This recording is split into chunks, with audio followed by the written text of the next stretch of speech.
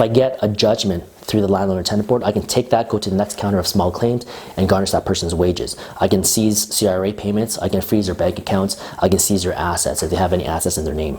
He got scared because I will call the cops on him.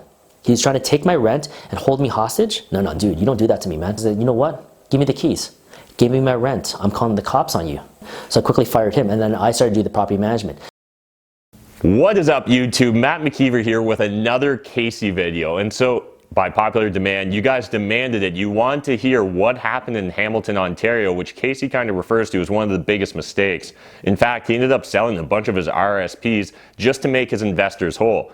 First of all, that says a ton about his character and the fact that he's in this game for the long term. He's focused on building an empire. He's not pinching pennies. He's focused on building an empire of dollars. And in fact, I just want to say I really appreciate the honesty and openness that Kasey's shown throughout this video series. If you guys are an investor and you'd love to share your story, if you have a few deals under your belt already, jump in that comment section down below, let me know. Otherwise, you can hit me up on Instagram. My Instagram is linked in the video description down below. But in this video, Kasey just really peels back the layers and explains how things went wrong for him in Hamilton. And a lot of it ended up being him trying to chase a deal as well as putting in bad property managers. In fact, I've talked about it on my YouTube channel as well. Some of the biggest mistakes I've ever made recently, especially as a real estate investor, involved property managers, picking the wrong property managers. And I think one of the big reasons a lot of us make this mistake is usually by the time we decide to hand things over to a property manager, it's because things are so stressful, things are so out of control that we need help. And we end up rushing to the first solution, the first person that's willing to take over the properties or take over our headaches. That's not a smart idea. We need to put the same processes in place we would use in any other business. We need to talk to multiple people, get referrals. You need to really build a relationship with your property manager because at the end of the day, we're handing over the most valuable asset we have, our real estate assets. So let's all learn something from Kasey. Let's try and not repeat the mistakes that both he and I have made. And otherwise, I'm just going to hand it off to Kasey. So let's go back to Hamilton. The mistakes that I made in Hamilton. Number one is probably location. It was a rough neighborhood. I got it for a good price. So it was 821, 827, and 959 Main Street. This is their main and Gage. It was off of Gage Park. It was a rougher neighborhood. A lot of the tenants were on assistance. We call it Ontario Works, which is like welfare, or an ODSP, Ontario Disability Support Program. Nothing wrong with that. I still have, some tenants are on it, and it's great. It's continuous rent, sometimes directly from the government, right? But you have to, number one, so mistake number one is probably tenant selection. When I first got in there, I picked the wrong tenants, right? So some people, here's a wad of cash, right? Here's first and last, I can move in right away. So tenant selection is crucial. Now what I do is that I do ask for a lot. So I want to make sure that I was okay with it, and I contacted the landlord and tenant board, and I can get co-signers. I can get guarantors. A lot of these guarantors or co-signers I get, let's say that person's on assistance or just started working or has a mediocre job. So I'm gonna get 2 co-signers that's working for at least 5 years, earning $45,000 or more, okay? So they're gonna be on that lease with them, okay? This makes me, comfortable that I have a good co-signer who's working. They're not self-employed. They're working for, let's say, whatever, Hydro One. They could be a doctor. They could be a lawyer working for the school board. They're working for a public company. So now they have that income. That's going to be the co-signer. Okay, so this is I learned was that you just don't take anybody with cash. Okay, it's number one, that's a red flag. You want co-signers. So that's number 2, with those background. Okay, I don't do a credit check because seriously, that's history. I said that. To be honest with you, do I care?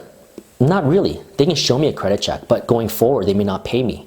So credit check is not, it's a history.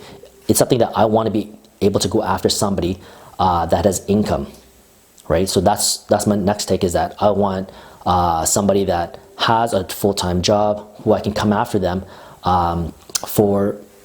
I can garnish their wages. I can seize assets. So if I get a judgment through the landlord and tenant board, I can take that, go to the next counter of small claims, and garnish that person's wages. I can seize CRA payments. I can freeze their bank accounts. I can seize their assets if they have any assets in their name. Okay, so that's another That's what I do, okay? Another thing was that another mistake was that the building had a lot of deferred maintenance, okay? So the electrical wasn't great. It wasn't good. The plumbing wasn't good. It was old, I think it was galvanized. Yeah. Okay, a lot of these buildings in Hamilton is galvanized. The boiler system was a steam boiler. And I talked to you guys about steam boilers, is that it has to reach 100 degrees to actually start heating. So it's like, okay, dang, it's like, now you think about it, it's like you just want a regular hot water boiler instead of a steam boiler. So it's an old system where you have to heat the entire building. Like you're in the middle of, let's say, April, right? Or is it, let's say March, which, you're starting to get warm, but not warm enough that during the night it gets cool. It gets to single digits, and I'm sweating these guys out during the middle of the afternoon because it's up to 20 degrees, and the low is probably like 1 or 2 in the night, and I still have to keep it up. Right? So I can't just automatically turn it on and off. I can't do that. So the steam boiler was really problematic because of the finance, like running this thing, right? So a regular hot water boiler would be good. There's a lot of deferred maintenance for the balconies. Some of these balconies were like rotting through, and I didn't see that, right? They're wood. They weren't like the ones that we have here. They're concrete balconies, right? And the railings were bad. So I'm getting property standards on me. So there's another, I didn't know that there's gonna be so much deferred maintenance and the cost behind that.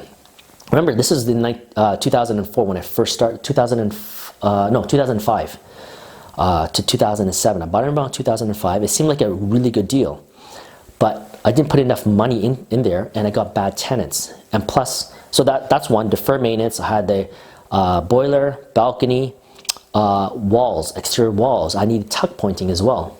Right, so there's a lot of work there. I needed a scaffolding, so I needed to do tuck pointing, and there's water penetration through the bricks. Right, there's coming through and it's getting into the building. So again, another added cost. The fire escape was rotting through as well. So there's quite a bit of work that needed into this building, and I didn't know about. So when I bought it, I didn't know all this. Right, I was actually just getting into property management as well. So that's building, and then property management. I outsourced property management, but I didn't watch these guys, right? So watch your property managers. He was collecting the rent for me. Big mistake. Now, nobody touches my top line, right? Oh, not literally, but chop their hands off. But no, property managers don't need to collect rent for me, right? Cash, no, there's no such thing as cash. Open a bank account right next to that building, right? If it's an ABC bank, get the tenants to put it into ABC bank, get wired from ABC to XYZ into my account, right? Make it easy, super easy for them. Tell them to send checks to me, right? I'll pay postage, send it out to me. Property managers should not collect any kind of rent. So this guy was holding me hostage. He said the contractor was their buddies, right? Oh, my contractor's gonna do this plumbing. And I watched, I was like, no, he didn't do anything here. He did jack, whatever, right? So he didn't do anything. And you're billing me for it, and you're holding my rent. So that's when I said, you know what? Like that 1 month or 2 months, I said, you know what? Give me the keys. Give me my rent. I'm calling the cops on you, right? So he got scared because I will call the cops on him. He's trying to take my rent and hold me hostage. No, dude, you don't do that to me, man. So I quickly fired him, and then I started to do the property management. But it was already too late because the tenants weren't paying. I have 50% of the tenants paying. So what I really wanted to do was, like, you know what, turn off the gas or turn off the gases, like the heating and all that, right? Because hot water is, steam boilers are gas heated, right? So I was like, you know what, forget it. I'm just gonna close shop and then just quickly sell it. But I couldn't do that, so I started selling my RSPs. These are my, or 401k, whatever that is, in the States, or wherever, they always have this retirement. I started selling that to pay for the heat, to pay for the property tax for these tenants, only 50% of them. Right, so I had 28 units there, and I was paying all of this out of my pocket. So each month I was bleeding $9,000. It hurts, right? 9,000. I was like, sell my RSPs, because I got to keep them warm, right? Like, okay, so that's what it is. Kept on doing that, and just couldn't do it anymore. It's like, oh, you know what? We got to sell it, right? And that's some of the mistakes that it goes from property management to the tenants, because the income wasn't coming, but my expenses kept on going out, right? And when you don't pay your utility bills, it goes on to the property tax, all right? So really quickly, it snowballs, right? So I was pulling money out from my pockets to pay for it. I never once said, hey, investors, there's a cash call. No, no, no. I don't do that. Like, that was my mistake, not the investor's mistake. So you own up to it, right? What else? Deferred maintenance problems, like with tenants. But basically, it was in a rough neighborhood. And if I screen the tenants properly, now I know how to screen the tenants properly. You get the good tenants because that's your income, right? You have to be able to make enough money to pay all your expenses. So that's crucial. What I try to say is that, yeah, people can make money on lower income, like a Schedule D in the States. Here in the, like sort of in London, where you have, you know, sketchy neighborhoods, try not to get, especially your first property, try not to get something that's too sketchy, that's too sort of low income. Get something mid-market, all right? Mid-market, it's the ugliest property on the block, but you get a good value for it and you can spruce it up. Those are the ones that makes money. Like when I was working at Cap REITE, they're the biggest landlords in Canada, and when I was looking at their portfolio, it's actually the lower income properties that didn't seem like it was actually earning good money. It was actually the middle of the road. The ones that's in rough neighborhoods actually cost them more money. The turnover, the problems, the landlord-tenant board, it actually cost them a lot more money. I know it's always changing. They're always trying to find yield, right? They can't just be sitting on money because people are throwing money at them. It's burning them money because they still have to pay like a monthly or quarterly distribution. So they have to deploy that money, right? But when you're taking a look at even the bigger players, they actually don't want to hold very, very low income properties. It depends. Like, I'm not sure. Like, some people can be an expert on it, like in that. Let's say if you're in the States and you have some lower income and you're doing really well, go do it. That's great. I'm not good at that, right? I've done it. It seemed like if you're just looking at pure price per unit, price and whatever you're getting at, let's say you're buying at 50,000. I don't do that. I don't do the, oh, it's a great value. It's a small town. No, I don't do that. I do big cities, like Kitchener, Waterloo, Cambridge. They're big cities.